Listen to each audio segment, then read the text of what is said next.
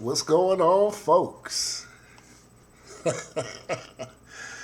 A little under the weather, a little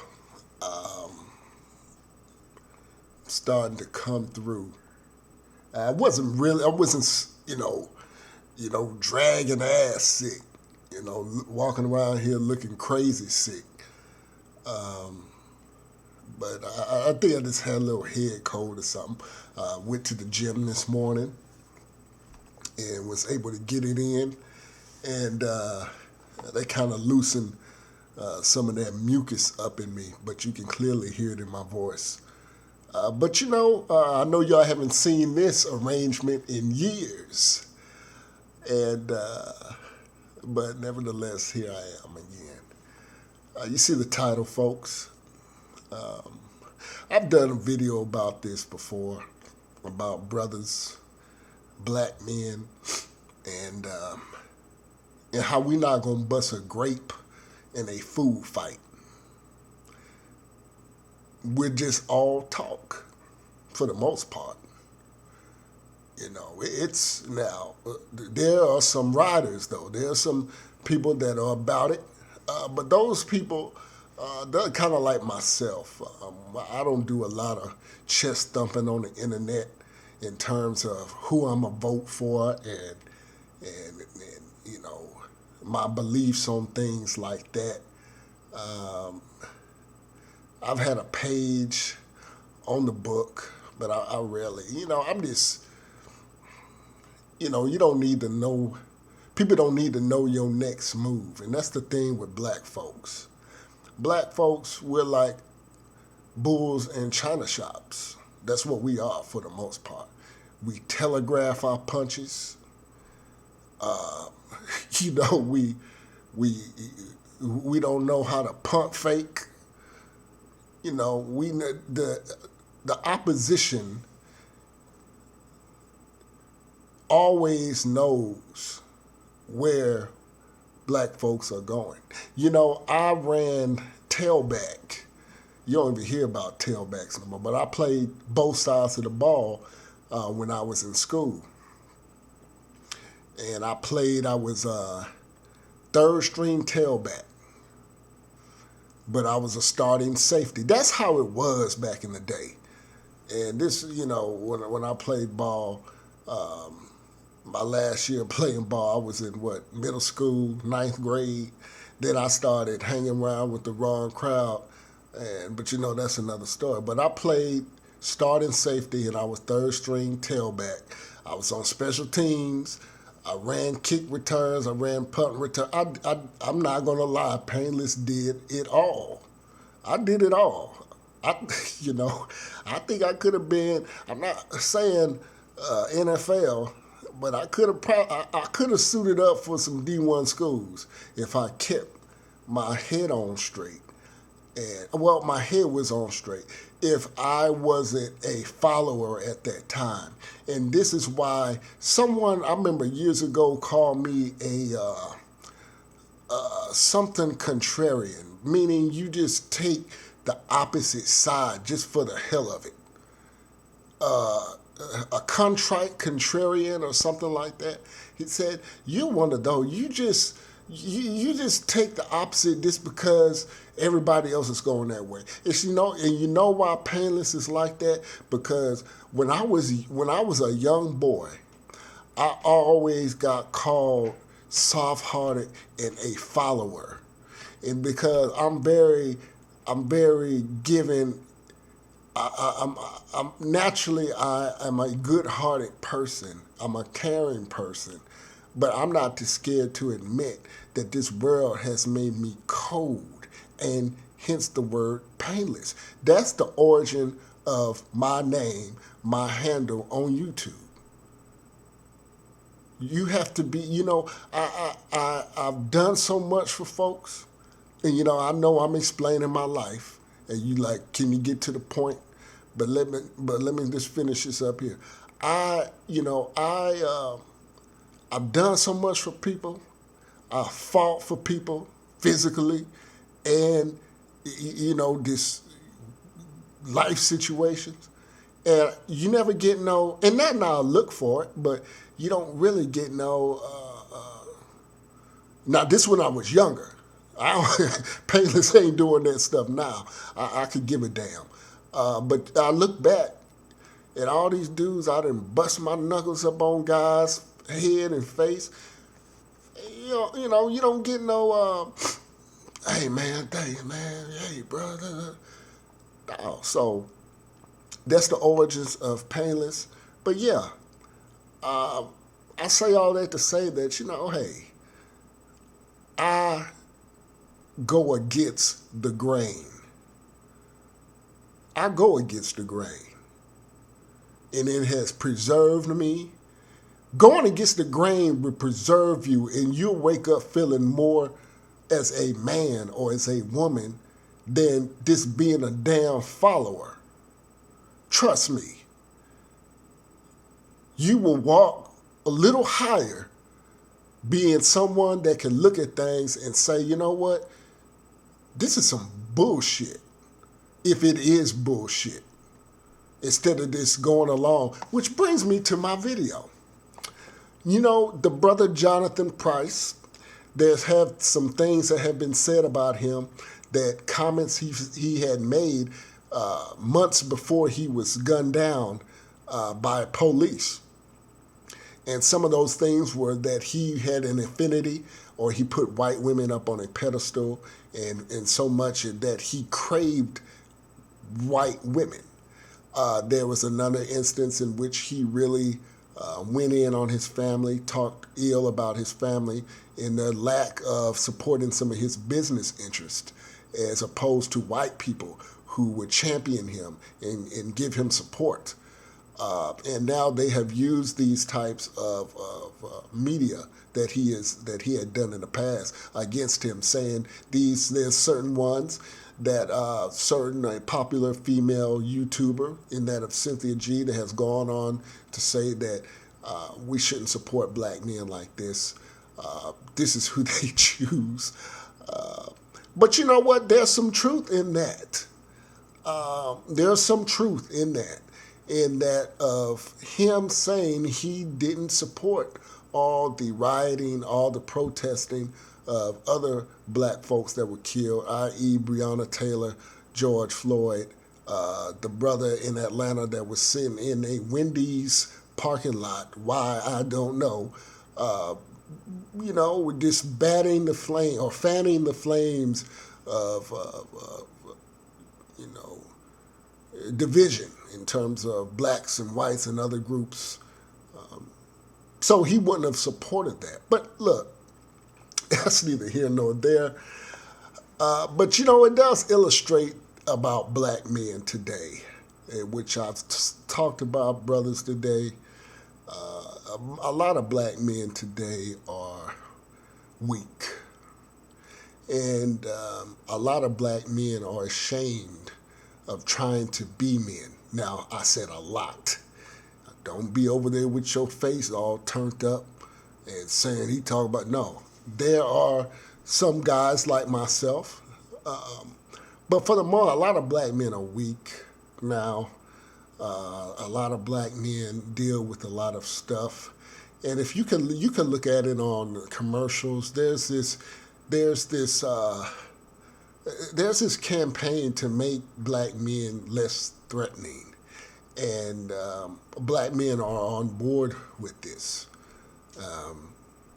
in that of looking for approval in terms of dating, looking approval from non-black women, thinking that because you have a non-black woman on your arm, that signifies a sense of that you've made it, a trophy, which is ridiculous to me. All women have baggage. All women can be divisive. If you're going to look at it that way, not just black women, and the idea that you think that you can get in terms of how this brother Jonathan Price thought, having a craving. This brother said he had a craving for white women. That to me is problematic. Not in the sense that they're white women. It could have been Latina. It could have been black women, but a craving. If that's something that tells me about a brother that says he has a craving for a woman that doesn't look like him. Now, a craving means that you have an uncontrollable urge for something, that you will break protocol, that you will deviate from routine just to be with a woman like that. And I would go so far as to say, I bet that this situation in which he was killed, intervening, we don't quite know, but they have said that he intervened into a domestic dispute that had nothing to do with him. To me, it's problematic. Look, if I'm driving down the street and I see a dude pummeling the hell out of a woman, I'm going to keep going. I'll call 911. I'm not going to put on a cape and jump out there and see it.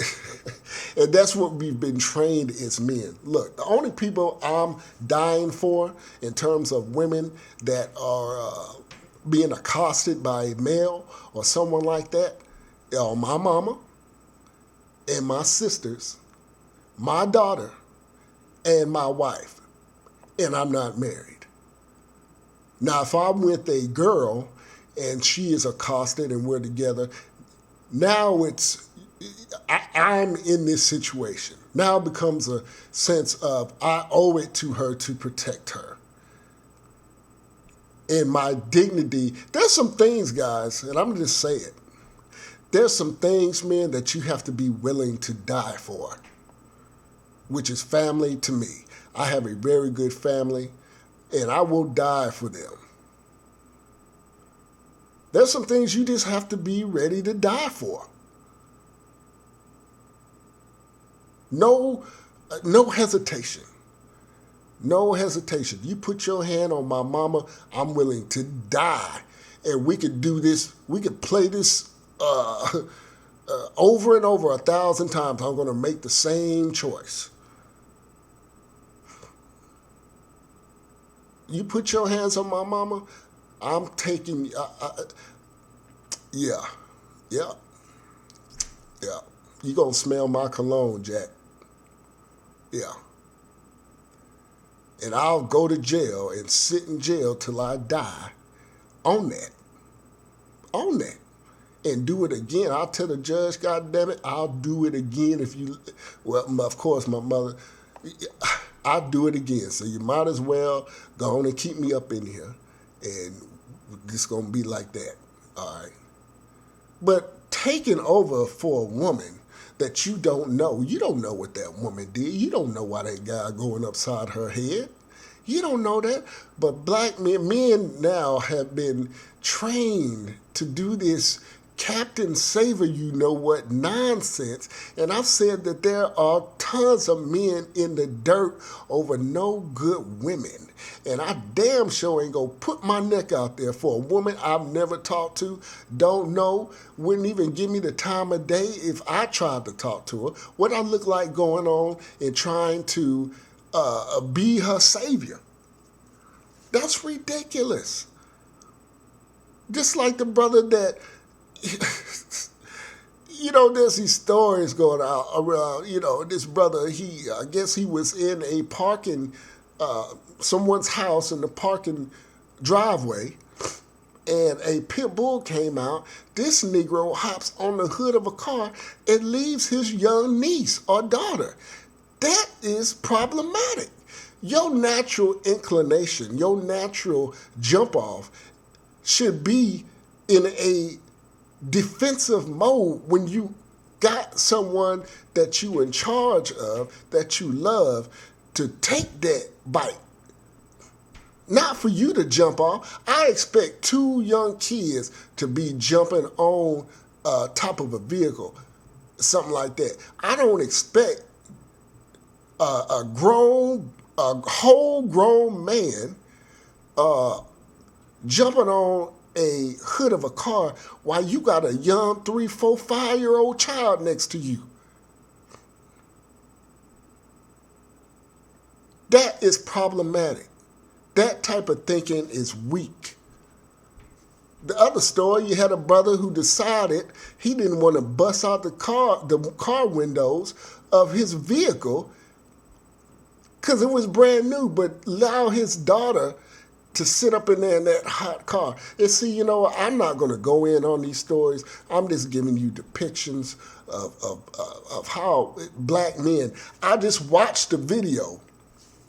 They had a vigil for Jonathan Price somewhere in Texas. And you had the peanut gallery, the Black Lives Matter, the disingenuous white liberals with them bouncing around like, hey, where we going, Spike? Where we going?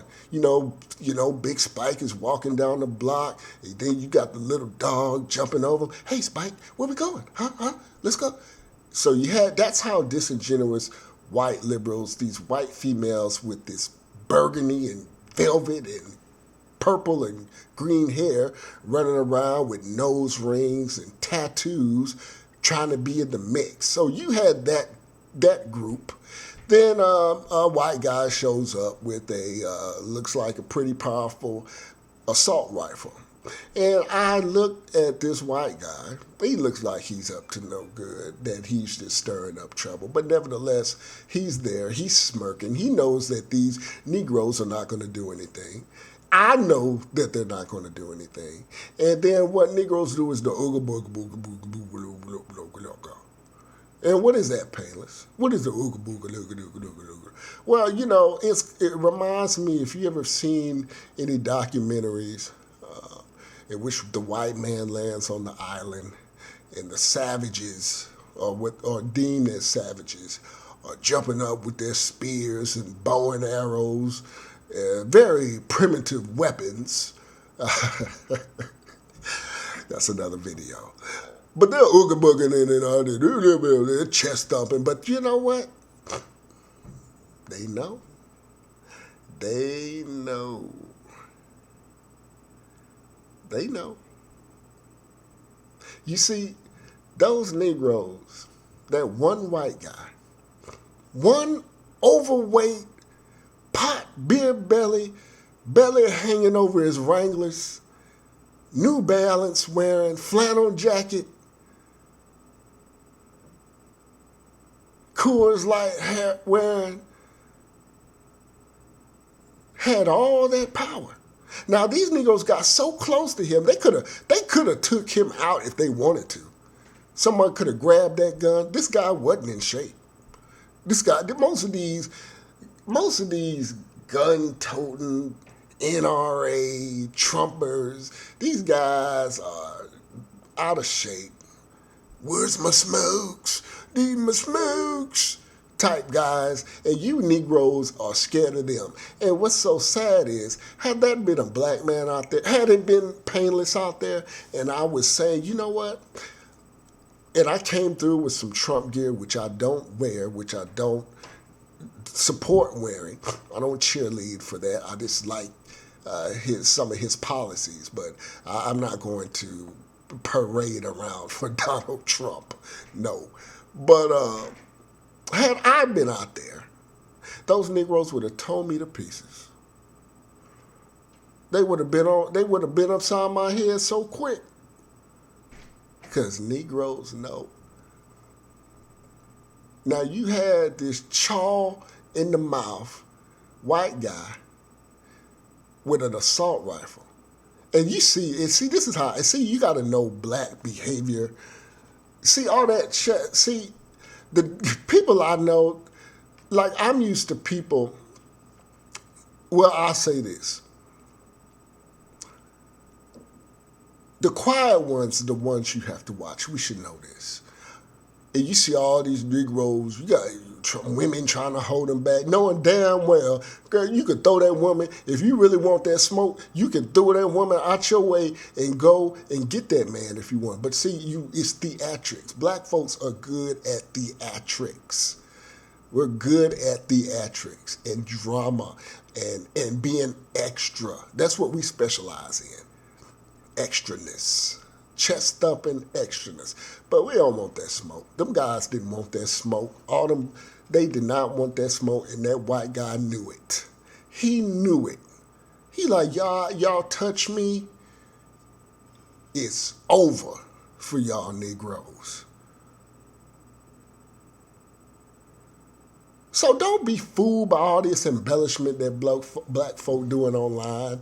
You know, they making fun of Mike Pence and the fly. See, that's all make you feel good type behavior that black folks do. It feels good to talk about Donald Trump. And, ooh, he had a fly in his head. Ha, ha, ha, ha. But you ain't even paying attention to who running your schools, who your electric company is, who paving your roads. Ha, ha, ha. Trump, look at him, his old orange butt. Ha, ha, ha. See, that's a very childish approach to life. But you know, I've said this, a lot of black folks are becoming childish. You got to think about it. People my age, we grew up on rap music and all that stuff, and we were pretty defiant. But we made some pretty dumb decisions too. So we're the first generation that was raised up on real hardcore, rebellious music, gangster rap music. And I see it all on social media. This immature, we're that first real generation. And this is one of the most important parts. We're part of that first generation where you would have 3 or 4 girls pregnant in a classroom. Damn near 3 out of the 6 periods you was in school. We're part of that Gen X generation. Like, what's it from? See, I was born in 78. Anyway, I'm class of 97. And it was women, girls, pregnant all the time. First time in history in America that generation, my generation. Now, all these women are in their 40s now. Online, single, no daddy. Their kids are grown. They've perpetuated the same thing that they mama and daddy have done. And they're sitting online clowning around. But see, that clowning, it's becoming apparent. It's about to come to a stop. And a lot of these people that were clowning are on city streets now. Yeah, when you were on your back playing,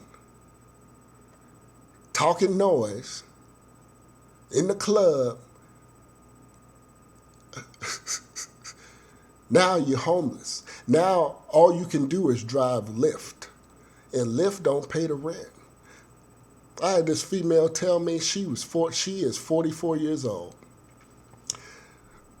lost her job,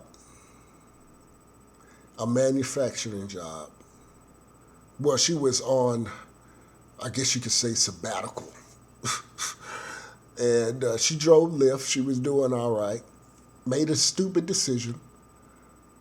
Went with a single mother now. Went to, in her words, to take care of her son and his girlfriend and thousands of kids. I said, why'd you do that? Well, no, I was... I said, that wasn't very wise of you. Now, this woman I had relations with, but no girl, oh hell, she was too irresponsible. But that doesn't mean I'm not going to knock it down. But do it, keep on moving. So she calls me out the blue and asks, and she's like, yeah, I can't cut my car off because the loan company has a kill switch. And if I cut it off, they'll cut it off. If I cut my vehicle off, it won't come back. It won't come back on no more if I start it. I said, damn, what company? And see, it's probably one of those companies that when you have bad credit, they'll just give anybody a loan, and these people pay like 1,800% APR on a vehicle, finance vehicle, real ripoff. But there's suckers like her out there that had no other choice but to engage with people business-wise with that. So she gave me the sob story. I know she was trying to ask for money. Painless doesn't give out money. So I was just really reveling in her misfortunes because she made that decision. She made stupid decision after stupid decision. But this is just and I said, well, I hope you find somewhere to live other than that hotel. And I hung up and I blocked out. What happened? She called me out of nowhere like months later. And I thought I had blocked her, but she's blocked now. And I don't usually block women, but she's a nuisance. She's a Debbie Downer. And people like that will take your energy. They will suck. They're energy vampires, and they will suck you until there's no more juice or any life in you, and they move on to the next. So I had to block her. I think blocking is a weak move as a man in terms of women. You just clearly say, usually you let them figure it out. If I'm not returning your calls or texts, most sane people would be like, wow, fuck him then. Great, fuck me. Yes, thank you. Get on. But, she's not well, and so block. But anyway, so black men, there's, it's just it's a movement to make black men less threatening, and we're not helping it when we do things like that.